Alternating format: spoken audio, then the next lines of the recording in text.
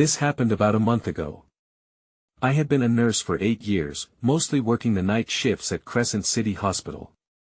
I knew the routine well.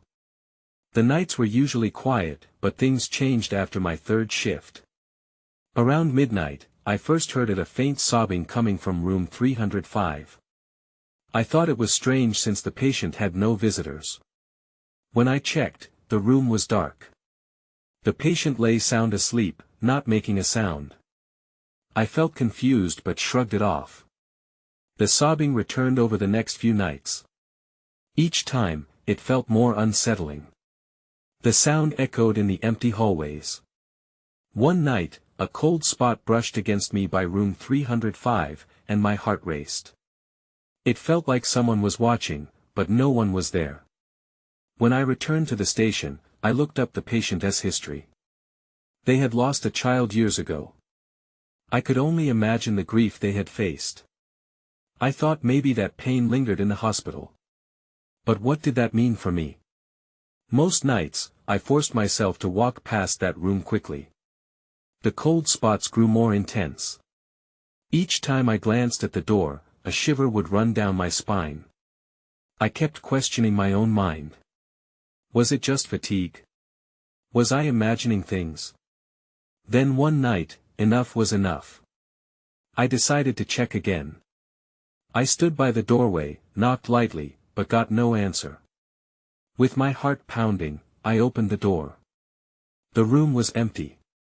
Cold air rushed over me, sending chills down my back. Just as I was about to leave, I heard it again, the sobbing. I turned around. My heart felt heavy. Nobody was there. Goosebumps rippled across my arms. I stood frozen, staring into the dark room. The weight of the silence pressed down around me. I wanted to convince myself I was just tired. But I couldn't shake the feeling that something was haunting those walls. One night, I passed room 305 again and glanced inside. I saw a figure at the end of the bed, silent and still. I blinked hard. Was it a trick of the light? My heart raced. When I opened my eyes, it was gone. I didn't know what I saw or if it was real, but that chill in the air wrapped around me tight. Something felt very wrong in that hospital. How could I let this affect me? But then it got worse. I learned the patient in room 305 had a daughter who had died in the hospital years before. The sobbing, it made sense now. The pain, the loss, the lingering grief. It wasn't just a sound. It was that mother's sorrow echoing through time. I didn't want to believe it. But each night, I found myself glancing into room 305.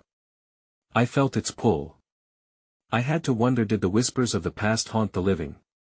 Just last night, I stood outside that door once more. I wished I could say I was brave.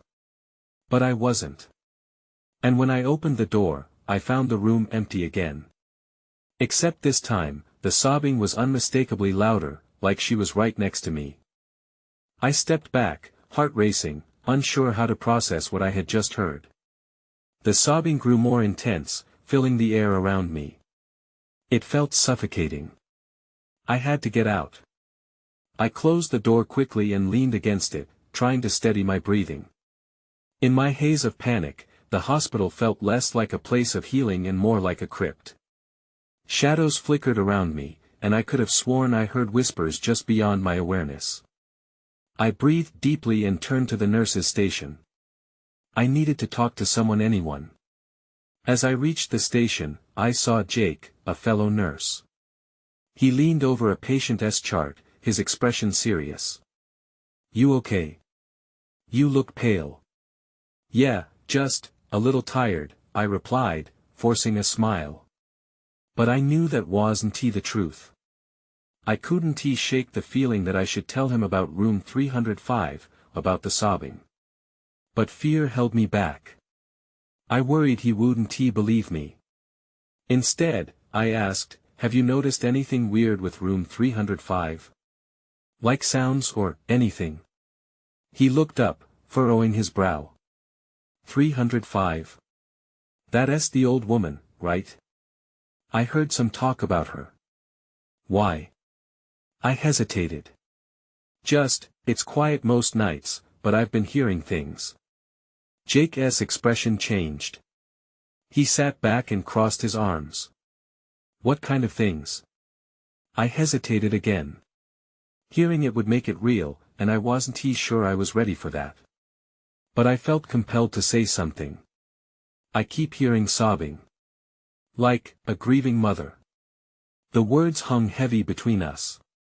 He frowned. That's unsettling. I've heard stories about that room before. They say something terrible happened there. Some people think the hospital is haunted. What do you mean? My pulse quickened at the confirmation of my fears. He leaned in. The patient had a daughter. Died during childbirth. They say the mother has been looking for her ever since. Sometimes people hear her crying, and they say, she's not just a ghost. She lingers, you know. It's like she's still searching. My stomach nodded. It was exactly what I feared. The sorrow was more than an echo, it was a presence. I could feel the grief clawing at my heart now.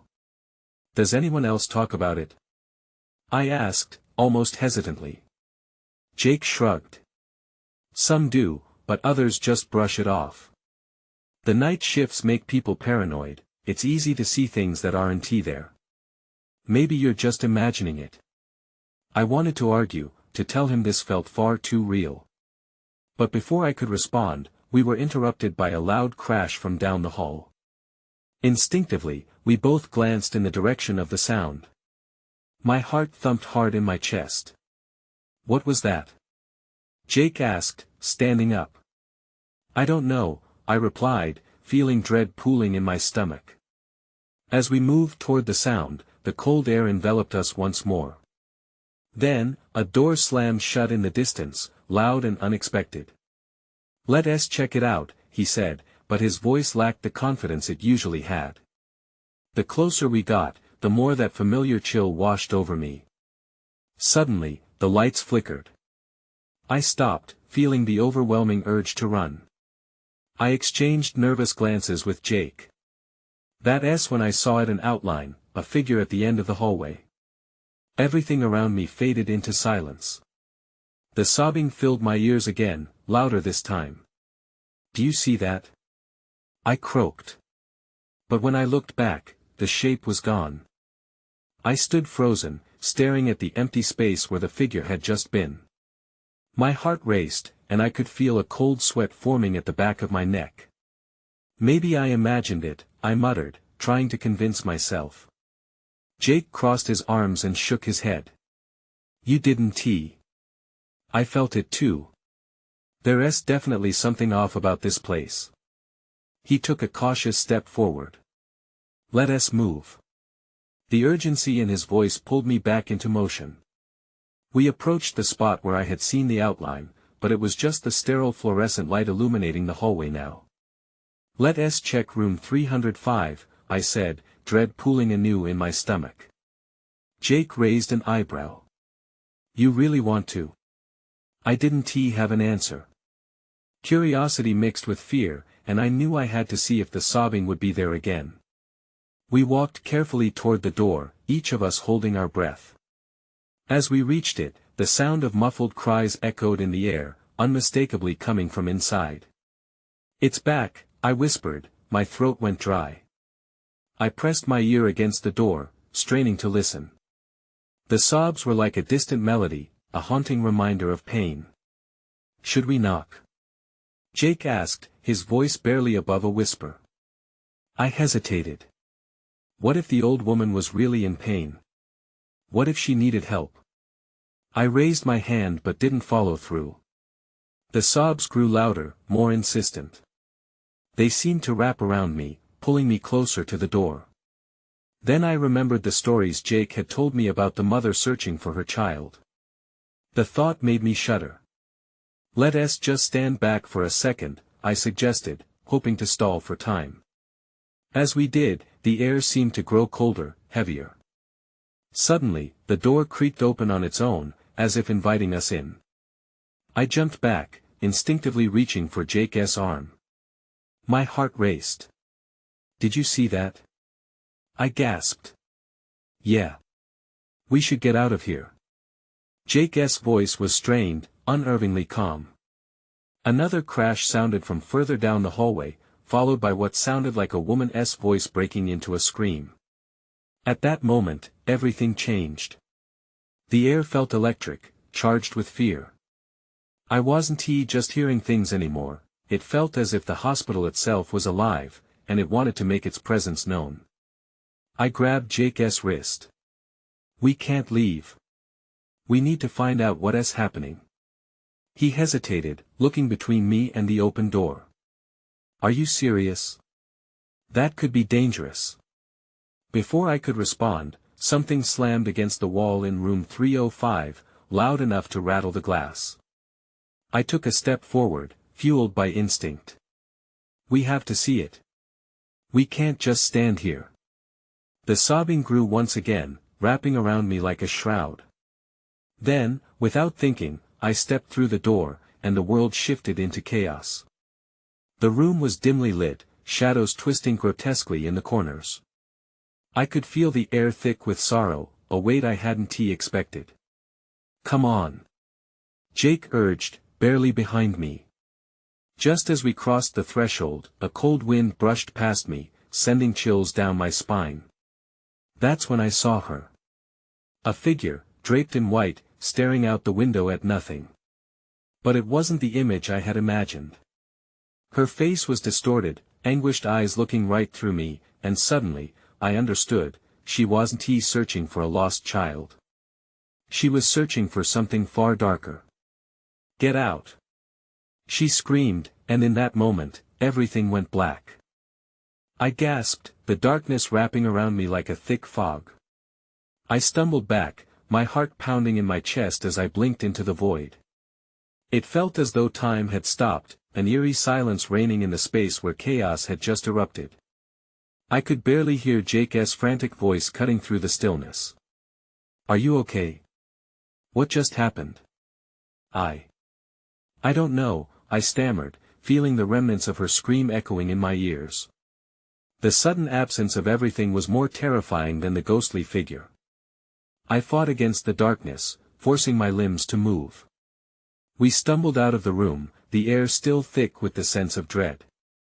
Jake pulled me close, and I finally felt his warmth reassuringly beside me. "We need to go. Right now." I nodded, but my pulse was still racing as we backed away slowly. I glanced over my shoulder, half expecting the woman to reappear. But the room 305 stood undisturbed, its door slightly ajar, shadows flickering in the dim light like silent watchers. As we turned to flee, a sudden crash broke the silence. Something heavy fell in the hallway behind us. Panic surged through my veins. "What was that?" I shouted, my voice trembling. "I don't know, but let us not stick around to find out," Jake replied, his eyes wide with fear. We sprinted down the corridor, heartbeats roaring in our ears. The sobbing had stopped, but the air felt charged, as if something beyond our comprehension was waiting for us. We reached the stairwell and didn't look back, pushing through the door leading to the exit. We raced down the dimly lit stairs, the echoes of our footsteps bouncing off the walls. I skidded to a stop at the bottom, panting heavily. "Did you see her?" "She was different." Jake nodded, breathless. "Yeah. There was something not right about her. Some part of her wanted to warn us. But other parts..." He shuddered. It felt malevolent. My thoughts raced. What if she is stuck here? What if she is trying to tell us something? Or trying to drive us away, Jake countered, anxiety written all over his face. "Either way, we can't leave just yet," I insisted, my determination rising again. "We need to find out what is happening and why we keep hearing those cries. Maybe we can help or at least find out who she was." Jake met my gaze, and for a moment, we both questioned the sanity of my suggestion. But there was a fire in my veins I couldn't ignore. The pull of the unknown beckoned us back into that haunted building. We took a collective deep breath. Okay, but this time, we stick together, Jake warned. As we turned back to the stairs, a shadow flitted across the wall, catching my eye. I froze. Did you see that? What? Jake asked, his voice tense. There, I pointed as the shadow darted further down the hall. Something is moving. Before I knew it, my feet were carrying me forward, curiosity propelling me against the growing sense of dread. The fluorescent lights flickered overhead, the hum buzzing angrily. Wait, don't, Jake started, but I was already past him, inching toward the source of the movement. Suddenly, I heard a voice, barely above a whisper. Help me. The chilling sound beckoned me deeper into the darkened corridor, and I realized with a jolt that this was the start of something far worse. I had to help, but help what, or whom? As I stepped closer, I couldn't shake the feeling that we were walking straight into a trap, and whatever lay ahead wasn't about to let us leave again. I took a cautious step forward, the flickering lights casting eerie shadows that danced on the walls. Jake, do you hear that? I whispered, my voice trembling. He hesitated for a moment before nodding, yeah. It sounds like it's coming from the old storage room. We need to be careful. The storage room was only a few steps away, but the air grew colder with each step I took. I glanced back at Jake. His eyes were wide, mirroring the unease I felt. We should check it out, I said, trying to sound braver than I felt. As we approached the door, I could feel my heart racing. I reached for the handle, and for a second, I hesitated. The whispers grew louder, help me, it was a chorus now, echoing through the darkness. I turned the knob slowly. The door creaked open, revealing a dim room cluttered with old supplies. Dust motes danced in the weak light filtering through the high window. Anyone here? I called out, my voice echoing off the walls, but no one answered. Jake stepped in behind me, but something caught his eye. Over there, he pointed to a tattered curtain hanging on the back wall, slightly swaying as if moved by an unseen hand. I felt drawn to it, an inexplicable urge to find out what lay behind. I took a deep breath and approached. What do you think it is? I asked Jake, who stayed back, his expression a mix of fear and curiosity. I don't know, he whispered, but I have a bad feeling about this. Ignoring his warning, I reached for the curtain. As my fingers brushed the fabric, I suddenly felt a rush of cold air, like a whisper of something passing by. I yanked the curtain aside, and gasped. There was a mirror, old and cracked, reflecting a distorted version of myself. But behind me, in the reflection, I saw her. The woman from the hall, standing just a few feet away, eyes hollow and pleading. I whipped around, but she was gone, like smoke through my fingers. Did you see that? I spun back to Jake, my heart racing. See what? Ellie, are you okay? He asked, concern etching his features. Right behind me. She was, but the words stuck in my throat as the whispers grew louder. Help me. The air turned thick with dread and that voice captivated me. I knew I shouldn't be there, but it felt like she was reaching out, her desperation wrapping around me like a coil. Let us get out of here. Jake urged, grabbing my arm. But my feet remained rooted to the floor. Then everything shifted. The reflections started to swirl, the room bending and twisting around us. I felt Jake's grip tighten as he pulled me back. Now, Ellie. I stumbled out of the storage room, the whispering screams fading into silence behind us. But as I turned back to the doorway, the mirror remained intact, almost challenging me to look again. What was that? Jake asked, his face pale. I think we unleashed something, I replied, dripping with dread. Suddenly, a loud bang sounded from above us, rattling the whole building. We need to leave. Now.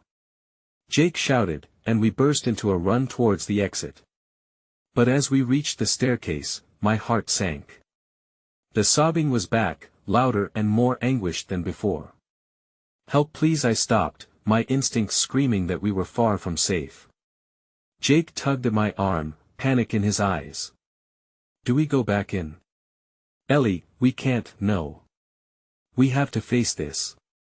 But whether I was ready or not, it felt like we were being pulled back into the darkness, deeper than we ever meant to go. The moment I stepped back into the darkness, a chill ran up my spine. The sobbing intensified, almost echoing off the walls. I couldn't shake the feeling that something was watching us. Jake's grip on my arm tightened. What do you want to do? He asked, his voice barely above a whisper. Maybe we should look around, I suggested, trying to sound brave.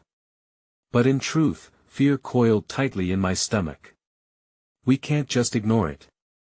Reluctantly, Jake nodded.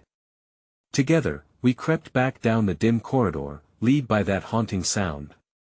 Each step felt heavier, every creak of the floorboards amplifying our dread. We arrived at the foot of the stairs, but the sobbing felt distant now, almost brandishing a false sense of safety. Where do you think it's coming from? Jake asked, glancing around nervously. There's another hallway at the other end, I replied, pointing in its direction. Maybe we can find the source there. As we made our way cautiously, I felt a prickle at the back of my neck, as if eyes were boring into me. The lights flickered, and I glanced up, but nothing was there. Just shadows playing tricks on my mind. I wasn't sure what to expect around the corner, but the sight that greeted us sent my heart crashing. A door stood slightly ajar, and beyond it, the sobbing transformed into sobs of despair. Desperate cries for help echoed heavier than before, pulling me closer. Ellie, wait. Jake warned, but I couldn't resist.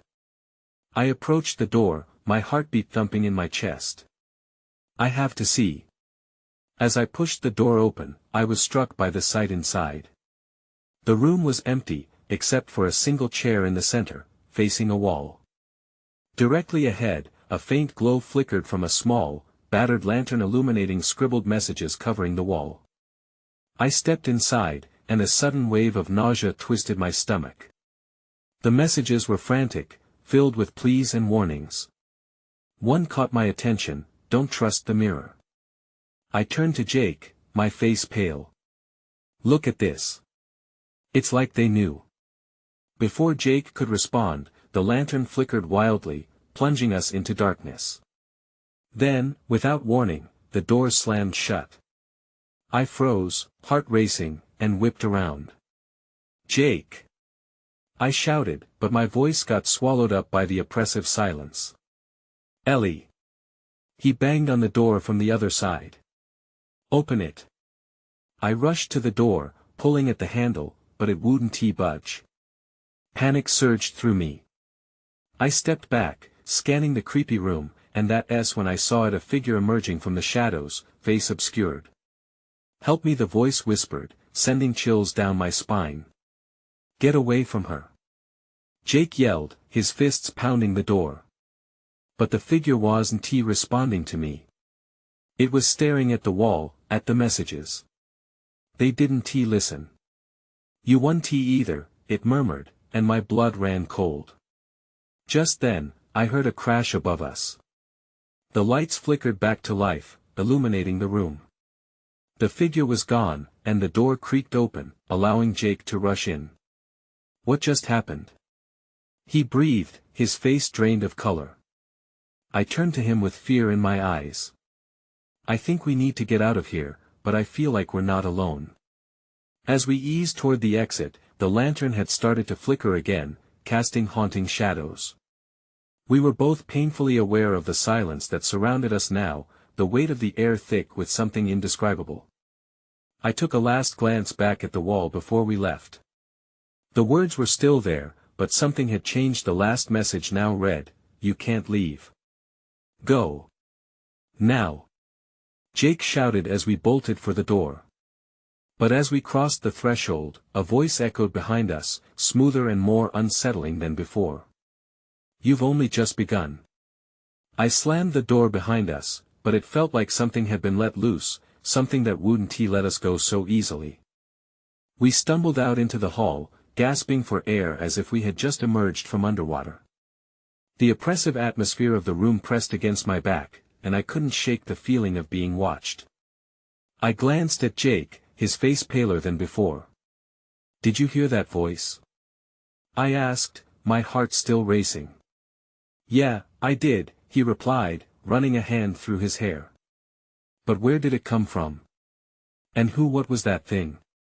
We looked down the hallway. It was shrouded in shadows, and the sobbing had faded to a low, haunting wail. I felt an instinct to move, but I dragged my feet. "We need to keep going. We need to get out of here." Jake nodded, his expression a mix of fear and determination.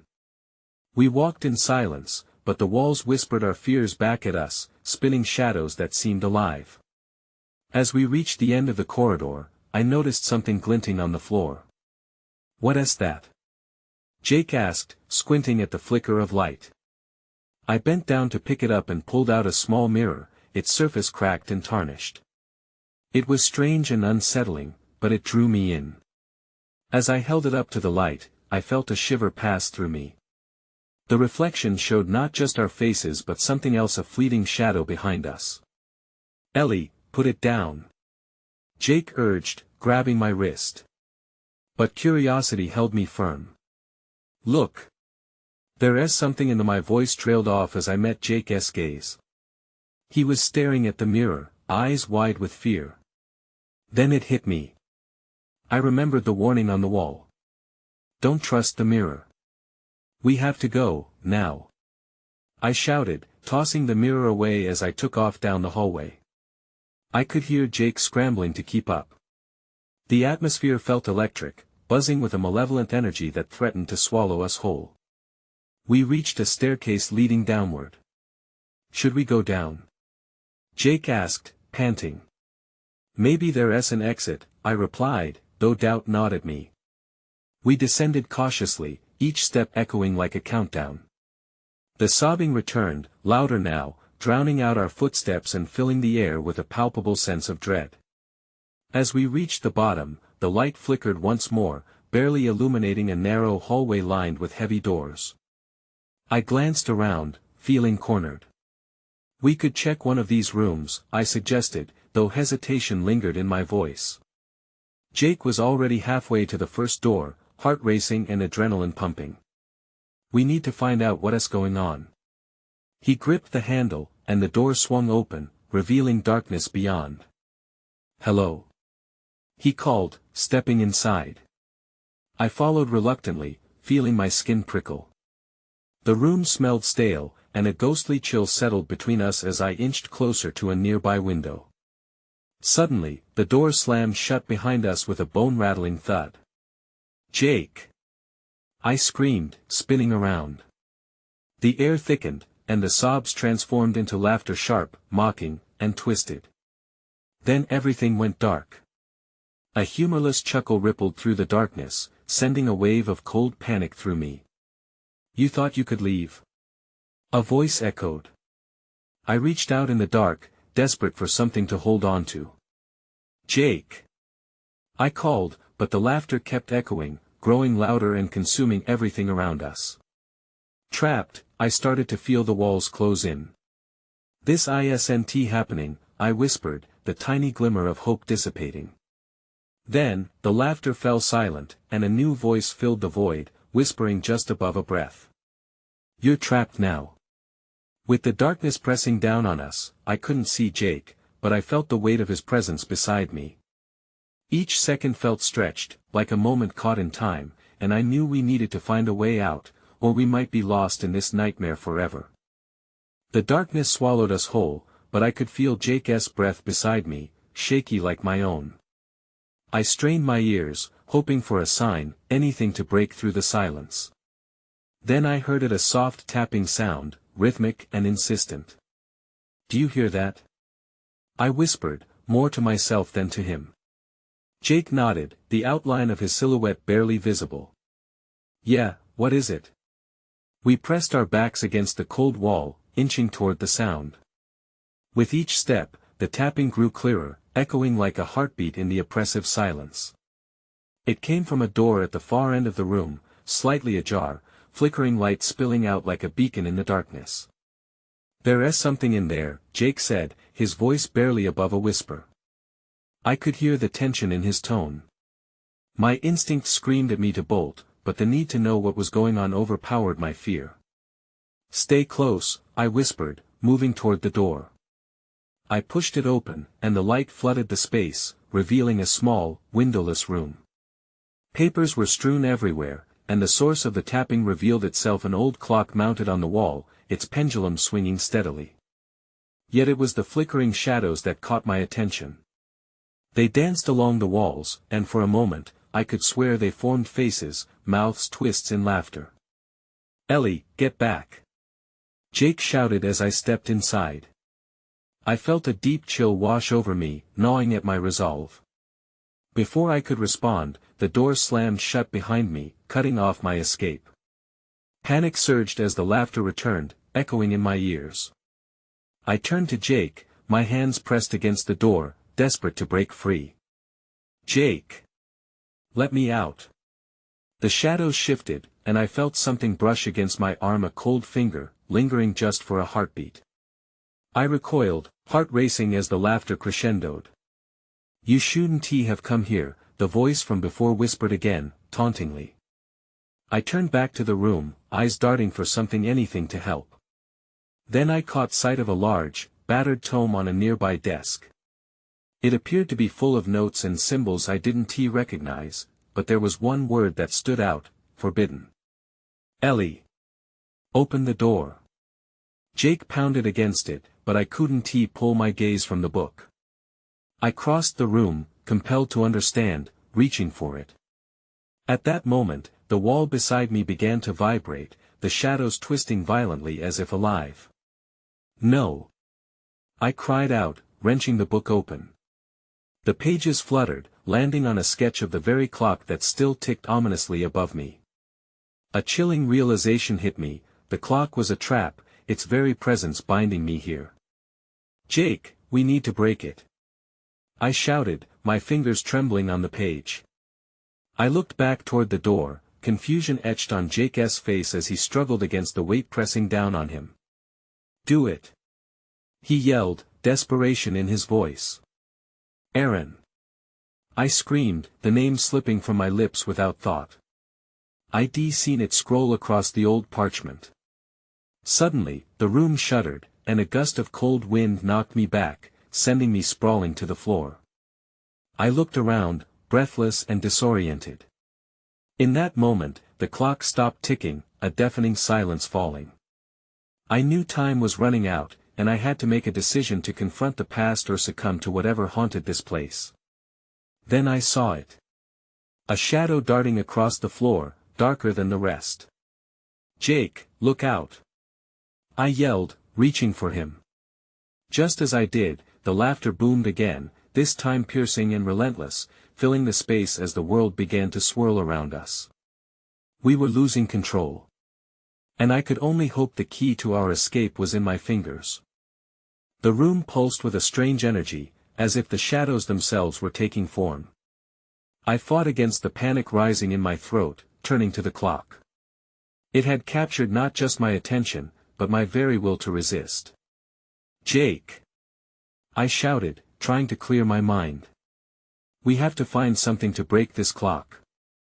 The laughter faded momentarily, replaced by the sound of my heart thudding in my chest. I scrambled back to my feet, searching the desk for anything useful. Papers fluttered around me, obscuring my view, and I caught glimpses of phrases that sent chills down my spine: ancient rituals, time distortion, and something that made my stomach drop: consequences of betrayal. A loud thud against the door shook me from my thoughts. "Ellie! What are you doing? Just open the door." Jake sounded frantic, and it only made me feel more trapped. I needed to focus, to sift through the chaos. Then I spotted a heavy, rusted toolbox tucked beneath the desk. Rushing toward it, I yanked it open. Tools rattled, but I wasn't looking for a wrench or a screwdriver. I needed something blunt. My fingers closed around a crowbar, cold and solid. "Jake!" I yelled again, and the sound broke through the door into the darkness. I'm going to break it. Do it. Please. He shouted, his voice tinged with fear. I wheeled around, the clock looming in my line of sight. The shadows twisted and contorted into grotesque shapes, reaching out as if to pull me back. I couldn't hesitate. With a fierce swing, I struck the clock. The crowbar clanged against the wood, sending vibrations up my arm. The laughter erupted again, a mocking chorus that reverberated through the walls and clashed with my resolve. I couldn't let it win. I struck again, and this time, the clock shuddered violently. I felt the air in the room grow heavy, and the shadows thickened, swirling faster. Jake, keep talking to me. I cried out, swinging the crowbar one last time. Stay with me, Ellie. I believe you. Just break it. He called. The impact hit harder, the sound cracking like thunder. The clock's face splintered, and time seemed to stop for a moment. I could hear the pendulum shatter. A pulse of energy blasted through the room, and I felt lightheaded. Suddenly, everything turned dark. The laughter vanished, leaving an eerie silence. I stood frozen, half expecting the shadows to rush back in. But the darkness just lingered, thick and suffocating. Ellie? Jake's voice broke through the silence, laced with concern. Jake! I replied, feeling for the door, scrambling toward it. Then it happened. A blinding light burst forth around me, and with it came an inexplicable force. It pushed against me, forcing me to my knees. My breath caught in my throat, and a whisper filled the air, a voice that sounded familiar yet distant. You can't escape that easily. My heart raced. Shadows coalesced once more, swirling around me, but this time they took the form of figures' faces I barely recognized. I was ensnared in their gaze. What do you want? I gasped, trying to understand. As I fought against the force binding me, I felt a pull toward the clock once more. Despite my trepidation, I knew I had to reach for it. Maybe the answers lay there, along with a way out. And then I realized this was just the beginning. Whatever had been unleashed wouldn't let us go without a fight. I awoke with a start, gasping for air, the remnants of a vivid dream fading quickly from my mind. The familiar scent of antiseptic filled my nostrils, wrapping around me like a shroud. The sterile lights flickered overhead, and I couldn't shake the feeling that I was somewhere I didn't belong. It took me a moment to grasp reality. I was back in the hospital, lying on a gurney in the break room. Jake was already awake, standing a few feet away, his hands gripping the edge of a nearby counter. You're back, he said, relief washing over his features. Yet there was a wariness in his eyes that reflected my own feelings. What happened? I asked, panic creeping back in. Are we okay? He swallowed hard, glancing at the door. You passed out after we broke the clock. The shadows, they were trying to pull you in. I didn't know what to do. I thought I lost you. Sudden memories washed over me, the weight of shadows pressing down, laughter echoing in my ears. But we broke it. The clock is gone, right? We're free. The physical clock, yes, Jake said carefully. But there's still something in this hospital. I don't feel like we're done yet. My heart sank. I could sense it too. The weight of something unseen lingered in the air, like a lingering fog refusing to lift. What about room 305? I asked, feeling compelled to know. It was the nexus of everything, the sobbing, the shadows, the mother searching for something lost.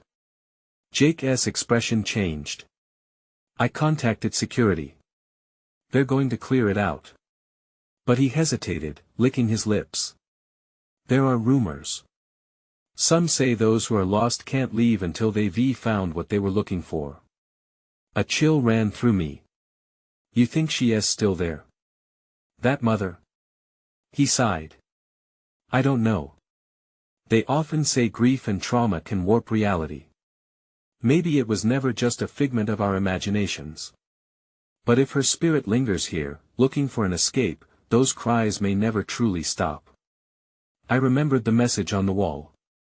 You can't leave. A shiver washed over me. So, what do we do?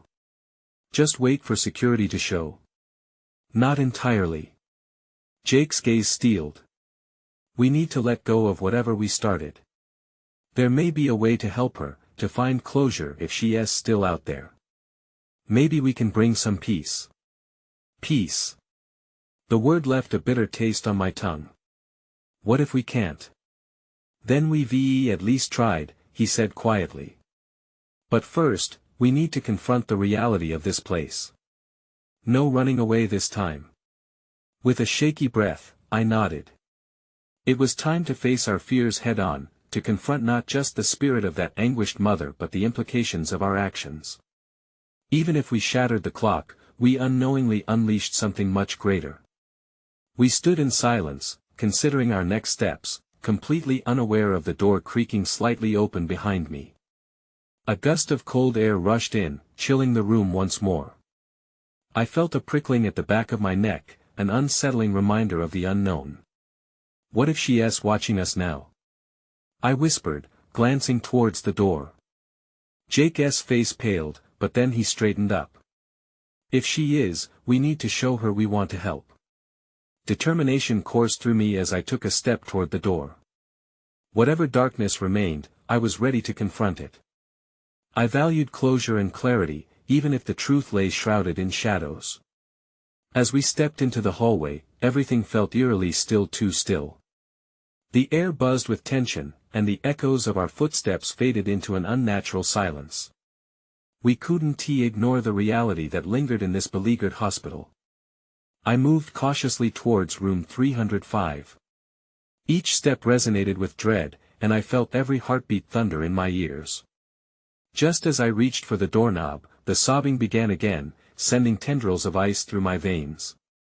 Are you ready? Jake asked, an undercurrent of concern threading through his voice. No, I admitted softly, but we have to keep going. With one last, deep breath, we pushed open the door together, and the darkness inside welcomed us like an old friend.